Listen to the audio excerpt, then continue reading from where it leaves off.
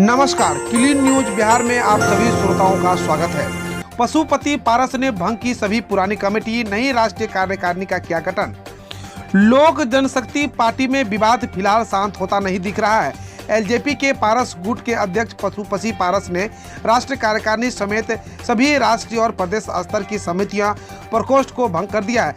पशुपति पारस ने ऐसा चिराग पासवान की तरफ से बुलाई गई राष्ट्रीय कार्यकारिणी की बैठक से ठीक एक दिन पहले किया है। इसे कल ही चिराग गुट की बैठक को असफल करने की कोशिश के तौर पर देखा जा रहा है। इसके साथ ही चेतावनी देते हुए पारस खेमे ने साफ कहा है कि चिराग पासवान की बैठक में शामिल होने वालों पर कार्रवाई की जाएगी। बिहार में 3 जिलों के डीएम बदले गए, 5 आईएएस अधिकारियों का हुआ ट्रांसफर। बिहार में एक बार आईएएस अफसरों का तबादला किया गया। इसके तहत 3 जिलों के जिलाधिकारियों बदल दिए गए हैं। सामान्य प्रशासन विभाग से जारी नोटिफिकेशन के अनुसार मुंगेर, सीतामढ़ी और जहानाबाद के में अब नए डीएम होंगे। नवीन कुमार को जहानाबाद से ट्रांसफर कर मुंगेर के नया जिलाधिकारी बनाया गया है। वहीं सुनील कुमार यादव को सीतामढ़ी के डीएम बनाया गया है। सुनील कुमार वित्त विभाग के संयुक्त सचिव पद पर थे। अनियंत्रित ट्रक ने 10 को रौंदा, 2 बच्चों सहित 4 की मौत, घायलों को पटना किया गया रेफर। रोहतास जिले के शिवा सागर के बमहौर एनएच किनारे एक लाइन में होटल पर एक अनियंत्रित ट्रक ने 10 लोगों को कुचल दिया। इस दर्दनाक घटना में 4 की मौत हो गई तथा 5 घायल हो गए। इनमें से घायल 5 महिलाओं को बेहतर इलाज के लिए पटना रेफर कर दिया गया है। हादसे के बारे में बताया जाता है कि ईंट भट्टा में काम करने वाले मजदूर तथा उसके परिवार यूपी से झारखंड के लातेहार लौट रहे थे। इसी बीच शिव सागर थाना क्षेत्र के बमहौर के पास एनएच के किनारे एक लाइन होटल पर सभी लोग रुके थे। जैसे ही सड़क किनारे यह लोग जलपान के लिए ट्रक से उतरे, इसी के दौरान एक अन्य अनियंत्रित ट्रक ने सभी को कुचल दिया। बिहार में महिलाओं के हक में सीएम नीतीश का बड़ा फैसला। थानेदार से एसडीएम तक की पोस्टिंग में 35% की भागीदारी। बिहार में महिला सशक्तिकरण के लिए मुख्यमंत्री नीतीश कुमार कई बड़े निर्णय ले चुके हैं। इसी क्रम में अब बिहार सरकार नौकरी में महिलाओं को आरक्षण देने के बाद अब क्षेत्रीय स्तर के पोस्टिंग में आरक्षण देने जा रहे हैं। नीतीश सरकार ने इसको लेकर एक आदेश भी जारी किया है। इसके तहत सरकार ने क्षेत्रीय कार्यालय से जुड़े विभागों को स्पष्ट रूप से कहा है कि एसडीओ, प्रखंड विकास पदाधिकारी और अंचलाधिकारी की पोस्टिंग में महिलाओं की भागीदारी सुनिश्चित की जाए। बिहार सरकार द्वारा जारी निर्देश में साफ तौर पर यह बताया गया है कि महिलाओं की यह भागीदारी 35% तक की जाएगी। 5 साल बाद गंडक नदी में आया 9 गुना ज्यादा पानी, बाढ़ का खतरा बरकरार।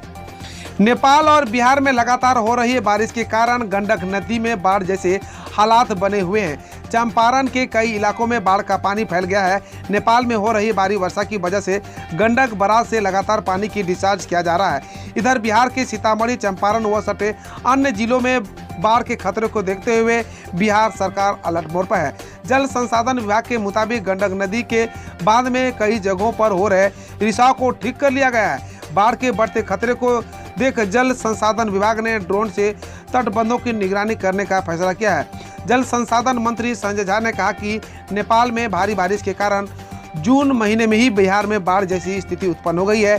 पिछले 4-5 सालों में ऐसी परिस्थिति नहीं हुई थी। युवाओं और महिलाओं के लिए बिहार सरकार ने शुरू की बड़ी योजना, ऐसे मिलेगा स्कीम। जानिए कैसे मिलेगा स्कीम।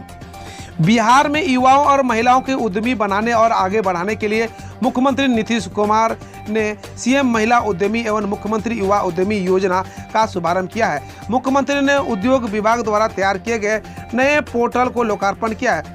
इस अवसर पर नीतीश कुमार ने कहा कि मुख्यमंत्री महिला उद्यमी योजना एवं मुख्यमंत्री उद्यमी योजना की शुरुआत करने के उद्योग विभाग को विशेष तौर पर बधाई देता हूं। उन्होंने कहा कि इन योजनाओं से महिलाओं एवं युवाओं में उद्यमिता, विकास एवं स्वरोजगार को बढ़ावा मिलेगा।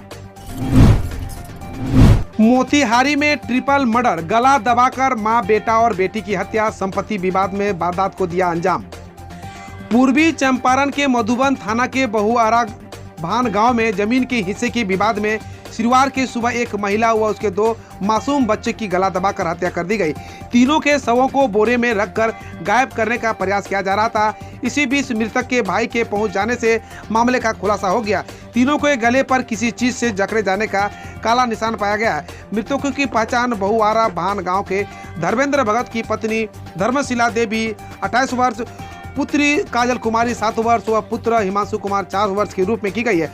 सूचना पर एसपी नवीन चंद्र झा, डीएसपी सुनील कुमार सिंह, पुलिस निरीक्षक मुकेश चंद्र कुंवर सहित मधुबन थाने के पुलिस मौके पर पहुंची। पुलिस अधिकारियों ने घटनास्थल का निरीक्षण किया और लोगों से पूछताछ भी की।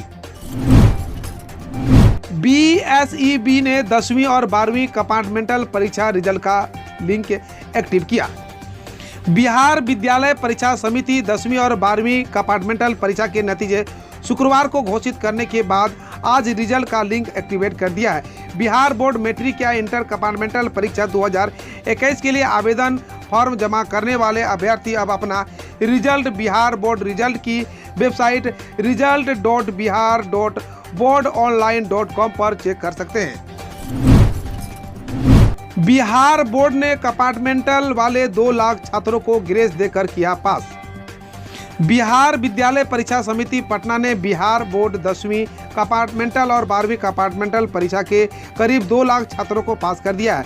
बिहार बोर्ड ने बिना परीक्षा के अभ्यर्थियों को ग्रेस अंक देकर पास सफल घोषित कर दिया। बिहार के मंत्री विजय कुमार चौधरी की ओर से सूचना दी गई। इंटरमीडिएट और मैट्रिक परीक्षा में 2021 को संपन्न कराकर परीक्षा प्रकाशित किया जा चुका है। 1 या 2 विषयों में फेल हुए अभ्यर्थियों के लिए कंपार्टमेंटल परीक्षा का आयोजन किया जाना था, लेकिन कोरोना की मौजूदा स्थिति के कारण अगले 2-3 महीनों तक कंपार्टमेंटल परीक्षा कराया जाना संभव नहीं दिख रहा था। पटना हाई कोर्ट का आदेश, 24 घंटे के अंदर अपनी पंचायत में हुई मौतों की जानकारी दे मुखिया, डिजिटल पोर्टल पर करे अपडेट। बिहार में कोरोना की रफ्तार थमती नजर आ रही है। पिछले 10 दिनों से राज्य में कोरोना 500 से कम नए मरीज आ रहे हैं। वहीं मौतों के आंकड़ों में भी गिरावट आई है। इसी बीच पटना हाईकोर्ट ने कोरोना काल के दौरान हुई मृत्यु के आंकड़े आम जनता को उपलब्ध नहीं कराने को लेकर नाराजगी जताई है। कोर्ट का कहना है कि जन मृत्यु से संबंधित आंकड़ों के बारे में जानना नागरिकों का अधिकार है। इसी क्रम में बिहार के सभी निर्वाचित सदस्यों को 24 घंटे के भीतर अपने अपने क्षेत्रों में हुई मौत की सूचना देनी होगी। पटना हाईकोर्ट ने शुक्रवार को यह आदेश दिया है। साथ ही राज्य सरकार को जन्म एवं मृत्यु कानून को सख्ती के साथ लागू करने का आदेश दिया। हम रोज ऐसे ही न्यूज लाते रहेंगे, तो यदि आपने अभी तक क्लीन न्यूज को सब्सक्राइब नहीं किया है तो पहले फटाफट सब्सक्राइब कर लें, साथ ही बेल आइकन को दबा दें ताकि कोई अपडेट मिस ना हो।